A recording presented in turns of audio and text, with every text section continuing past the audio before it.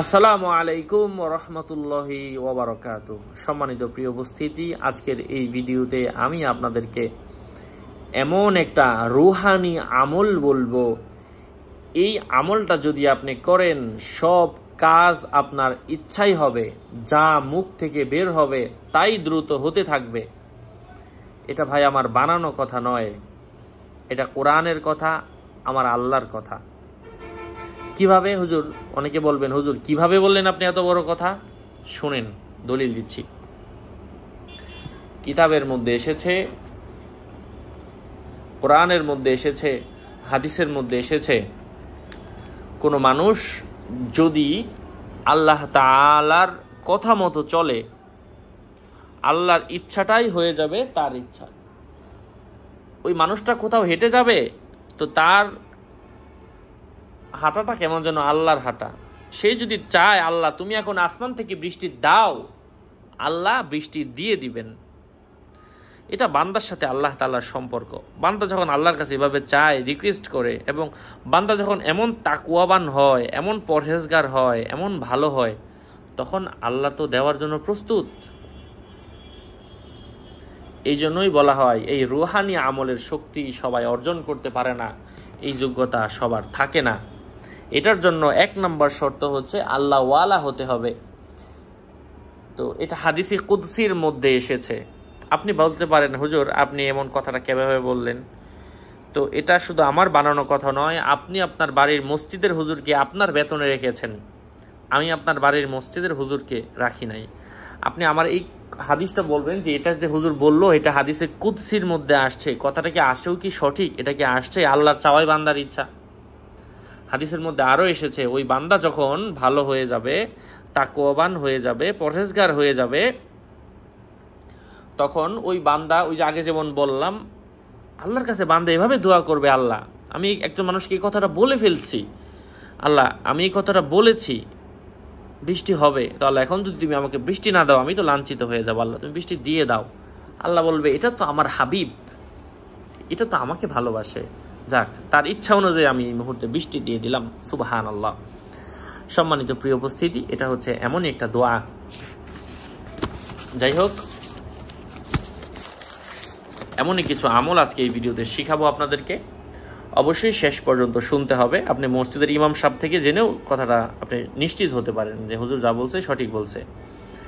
Update পেতে আমার চ্যানেলটি সাবস্ক্রাইব করবেন, এবং আমার ভেরিফাইড চ্যানেলের ডিসক্রিপশন বক্সে ক্লিক করলে কিন্তু পেজ এবং আইডি আসবে। এর বাইরে অন্য কোনো পেজ নাই। আমার নাম দিয়ে হাজারো মানুষ আমার বিভিন্ন ভিডিওগুলো দিয়ে বলতেছে আমি হুজুর, হুজুর আদৌ না। আমার নাম আর ছবি থাকলে ওটা আমি না। প্রত্যেক ভিডিওতে কিন্তু আমি সাবধান করছি, সতর্ক করছি।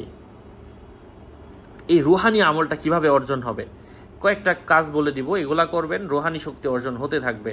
আপনার চাওয়াই হয়ে যাবে আল্লাহর ইচ্ছা, আল্লাহর ইচ্ছাই হয়ে যাবে আপনার ইচ্ছা। ওটা কিভাবে সম্ভব? সম্ভাবনার 1 নম্বর পদ্ধতি হচ্ছে আপনাকে 24 আওয়ার্স সর্বক্ষণিক ওযু অবস্থায় থাকতে হবে।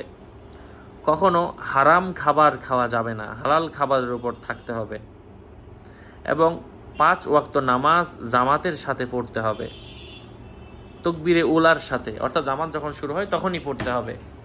এবং যদি জামাত সম্ভব না হয়, অনেক দূরে থাকে, তারপরে চেষ্টা করবেন শরীক হওয়ার জন্য, তারপরে দূরে থাকলে সেটা তো ভিন্ন কথা। যাই হোক, বৃষ্টির কারণে যদি উপস্থিত না হওয়া যায় তখন আলাদা পড়বেন, এমন কিছু ওজোর আছে, সেটা ভিন্ন কথা। তারপরে আরও কিছু ওয়ে এসেছে, আপনাকে জীবনের মধ্যে যদি কোনো নামাজ কাজা থাকে, সেই কাজা নামাজগুলা আস্তে আস্তে আদায় করতে থাকবেন। মানুষকে সৎ কাজের আদেশ, অসৎ কাজ থেকে নিষেধ। তা'মুরুনা বিল মারুফি ওয়া তানহাউনা আনিল মুনকার, ভালো কাজের আদেশ করা, অসৎ কাজ থেকে নিষেধ করা। প্রত্যেক দিন সকালবেলা 100 বার সুবহানাল্লাহ, 100 বার আলহামদুলিল্লাহ, 100 বার আল্লাহু আকবার, 100 বার লা ইলাহা ইল্লাল্লাহ, 100 বার লা হাওলা ওয়ালা কুওয়াতা ইল্লা বিল্লাহ, 100 বার সুবহানাল্লাহি ওয়া বিহামদিহি সুবহানাল্লাহিল আযীম। এই দোয়াগুলা যতগুলা বললাম প্রত্যেকটাই 100 বার করে পাঠ করতে হবে, এবং নফল নামাজের এহতেমাম করতে হবে, নফল নামাজের প্রতি যত্নবান হতে হবে। কিভাবে হবেন? নফল নামাজ কিভাবে পড়বেন? নফল নামাজের প্রতি যত্নবান হওয়া মানে সকালবেলা যখন আপনি ঘুম থেকে উঠে যান, সূর্য উঠে যায়, তখন আমরা এশরাকের নামাজ পড়েন, 2 রাকাত আলাদা আলাদা 4 রাকাত নামাজ পড়েন নফল নামাজের নিয়তে। এটা করলে আল্লাহ তাআলা প্রত্যেক দিন আপনার আমল নামায় হজ এবং উমরার সওয়াব আল্লাহ পাক আপনার আমল নামায় দিয়ে দিবেন। সুবহানাল্লাহ। এটা একটা চমৎকার সওয়াব। যোহরের 2 রাকাত সুন্নতের পরে আরো 2 রাকাত এক্সট্রা নফল নামাজ পড়েন। আসরের আগে 4 রাকাত সুন্নত পড়েন। আসরের নামাজের আগে পরে তো নামাজ নয়, আসরের নামাজের আগে 4 রাকাত সুন্নতে জায়েদা, মানে এটা একটা সুন্নত নামাজ আছে, সুন্নত নামাজ পড়েন।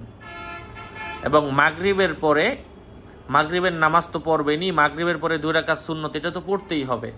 সুন্নতের পরে আরো এক্সট্রা আরো 6 রাকাত নামাজ পড়েন, 2 রাকাত করে আলাদা আলাদা, এভাবে 6 রাকাত নামাজ পড়েন। এটাকে আওয়াবিনের নামাজ বলা হয়। আওয়াব অর্থ হচ্ছে আল্লাহ তাআলার দিকে প্রত্যাবর্তন করা। এবং এশার নামাজ তাড়াতাড়ি আপনি পড়ে শুয়ে যান। হাদিসের মধ্যে এসেছে আল্লাহ রাসূল সাল্লাল্লাহু আলাইহি ওয়াসাল্লাম এশার নামাজের পরে কথা বলা তিনি পছন্দ করতেন না, তাড়াতাড়ি শুয়ে যেতেন এবং শেষ রাতে উঠে যেতেন। শেষ রাতে আপনি আবার উঠে যান, শেষ রাতে উঠে তাহাজ্জুদের নামাজের প্রস্তুতি নেন। 2 রাকাত 4 রাকাত, কমপক্ষে দৈনন্দিন 4 রাকাত করে, 2 রাকাত করে, 6 রাকাত 12 রাকাত, মানে 2 রাকাত করে পড়তে থাকেন আপনি। ফজর পড়তে, ফজর পর্যন্ত পড়েন। গুনাহ থেকে বাঁচেন, নিজের জবানকে হেফাজত করেন, নিজের কানকে হেফাজত করেন, নিজের মুখকে হেফাজত করেন, নিজের হাতকে হেফাজত করেন, নিজের পাকে হেফাজত করেন, নিজের মুখকে হেফাজত করেন, নিজের নজরকে হেফাজত করেন, নিজের মনকে কন্ট্রোল করেন। সমগ্র কন্ট্রোল আপনার মধ্যে আসতে হবে। এক কথায় আপনি ভালো মানুষ হবেন। কাউকে নিয়ে খারাপ ভাবনা ভাবা যাবে না, সন্দেহবশত কোনো কথা বলা যাবে না, হাত দিয়ে হারাম কিছু ধরা যাবে না, নিজের লজ্জাস্থানের হেফাজত করতে হবে, যা শুধু নিজের স্ত্রীর সাথে অথবা যা শুধু তার স্বামীর সামনেই প্রকাশ হবে। নারী পুরুষ নারীরাও চাইলে এই যোগ্যতা অর্জন করতে পারে। নারীদের জন্য সহজ, তাদের তো আর ইনকাম করতে হয় না। ছেলেদের জন্য যদিও কঠিন। এবং প্রত্যেক দিন কোরআনুল কারীমের কিছু আয়াত তেলাওয়াত করেন। সকাল সন্ধ্যার কিছু আমল রয়েছে, সেই আমলগুলা করেন। ফজরের নামাজের পরে সূরা ইয়াসিন পড়েন, যোহরের পরে সূরা ফাতাহ পাঠ করেন, আসরের পরে সূরা নাবা পাঠ করেন, মাগরিবের পরে সূরা ওয়াকিয়া পাঠ করেন, এশার পরে সূরা মুলক পাঠ করেন। আপনি বলবেন হুজুর এত আমল করলে তো আমার আর ইনকামে সময় লাগবে না। আরে ভাই, এটা তো লাখে একজনের, কোটিতে একজনে এই আমল করতে পারবে, সবার পক্ষে তো সম্ভব নয়। এমন আমল যদি কেউ করে তার ইচ্ছাই হয়ে যাবে আল্লাহ তাআলার ইচ্ছা।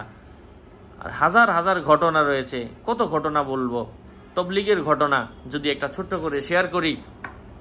পাকিস্তানের এক ঘটনা, এক মুরব্বী সে বয়ানের মধ্যে বলতেছিল যে যা করে আল্লাহ তাআলা করে, আল্লাহ ছাড়া কারো ক্ষমতা নাই। এখন বলে এক লোক বলল যে আল্লাহ যখন সব করে তাহলে কারেন্ট তুমি ধরে দেখো তুমি মরো কিনা।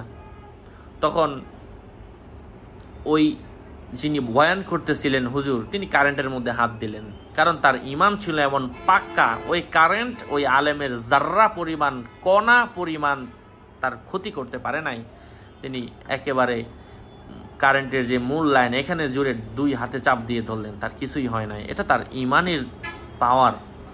তার ইয়াকিন ছিল এই কারেন্টের ক্ষমতা না, এই ক্ষমতা একমাত্র আল্লাহ তাআলার। এটা আল্লাহ পাক ওই যে বান্দার সামনে দেখাইয়া দিছে যে দেখো দুনিয়ার কোনো কিছুর কোনো ক্ষমতা নাই, যদি একটু কথা শোনেন।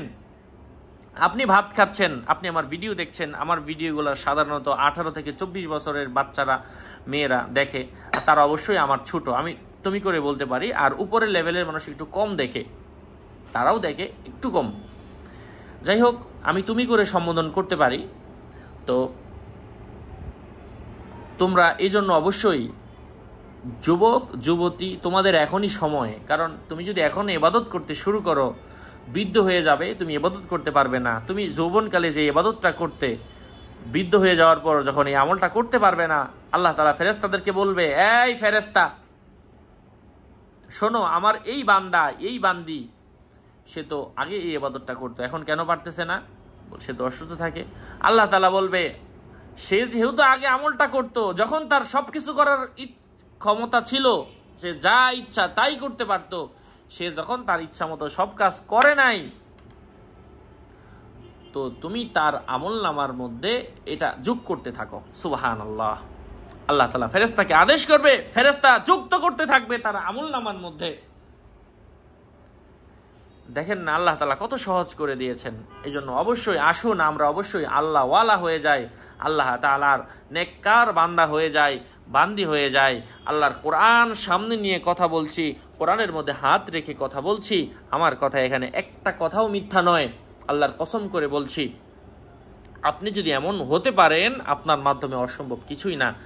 যুবক যুবতী যারা আছো, তুমি দেখো, তুমি নিজে ভাত খাচ্ছ, তুমি ভাত খাচ্ছ, কিন্তু তুমি যুবক হচ্ছ, যুবতী হচ্ছ, তোমার শরীরের গঠন পরিবর্তন হচ্ছে, তোমার মাইন্ড চেঞ্জ হচ্ছে।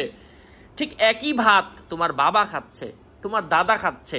তারা যত খাচ্ছে, যত বেশি খাচ্ছে, তারা তত দ্রুত কবরের দিকে ঝাঁপিয়ে পড়ছে। কই, ভাতই তো খাচ্ছে। তুমি যুবক হচ্ছ, তারা কেন বৃদ্ধ হচ্ছে? আমাকে এর উত্তর দাও। তুমি এক বাক্যে বলবে ভাতের কোনো ক্ষমতা নাই, একমাত্র ক্ষমতার মালিক আল্লাহ তাআলা। তুমি যদি আরো দেখো, লোহার যে পাওয়ার, লোহা দিয়ে তোমার মাথায় বাড়ি দিলে মাথা ভেঙে যাবে। তোমার কোটি টাকার বাড়ি, গাড়ি, গ্লাস সব ভেঙে যাবে লোহা দিয়ে বাড়ি দিলে। এখন এই লোহা যদি তুমি মাটির মধ্যে পুঁতে রাখো, কিছুদিন পর লোহাটা জং ধরে যাবে। এত পাওয়ার, কই গেল এত পাওয়ার তার? এখন তো এটা জং ধরে গেল, নষ্ট হয়ে গেল। ঠিক ভাত যা তুমি তোমার হাতে চাপ দিয়ে ভেঙে ফেলো, চাউল চাপ দিয়ে ভেঙে ফেলো, কিন্তু এই একটা দানা তুমি মাটিতে রোপণ করে দেখো, এই গাছটা, এই রোপণের জিনিসটা এত বড় হবে, এত বড় হবে, এত বড় বড় গাছ হয়। এই যে ধান হচ্ছে, ফসল হচ্ছে, কই একটা নরম জিনিসই তো তুমি পানিতে ফেললা, মাটির মধ্যে পুঁতে দিলা, কিন্তু এখান থেকে এটা খেয়ে আবার তুমি বাঁচতেছো। আল্লাহ পাক ফসল দিয়ে দিলেন জমিন থেকে। জমিনেরও ক্ষমতা নাই। বললাম এই জমিনের মধ্যে সবচেয়ে শক্তিধর জিনিস তুমি দিয়ে রাখলা, লোহা, জং ধরে গেল। তুমি নরম একটা দানা, বীজ বপন করলা মাটিতে, এটা হয়ে গেল কত বড় জিনিস, কত দামি হয়ে গেল। ঠিক তুমি প্রত্যেকটা জিনিস এভাবে দেখো, কোনো কিছুর কোনো ক্ষমতা নাই, একমাত্র ক্ষমতা আল্লাহ তাআলার। এই একটা কথা তুমি যদি তোমার বুকের মধ্যে ফিট করতে পারো, তুমি হয়ে যাবে আল্লাহওয়ালা। গাড়ি উল্টা পাল্টা চলতেছে, তুমি যদি আল্লাহর উপর ইয়াকিন রাখো, চোখের পানি ছেড়ে প্রত্যেকদিন দোয়া করতে থাকো, আল্লাহ বলবেন বান্দা কি চাও। আল্লাহ তো কোরআনে বলে দিয়েছেন, উসজুদ ওয়াকতারিব, বান্দা সেজদা দাও, আমার কাছে আসো, আমি তো বান্দা তোমার জন্য প্রস্তুত। তোমার কি প্রয়োজন আমার কাছে চাও, আমি রব তোমাকে দান করব। সুবহানাল্লাহ। এই জন্য আসুন আমরা বেশি বেশি পরিমাণের ইবাদতে মনোযোগ দেই। সব আপনার ইচ্ছা মতো হবে যদি আপনি আমার এই কথাটা মেনটেন করেন।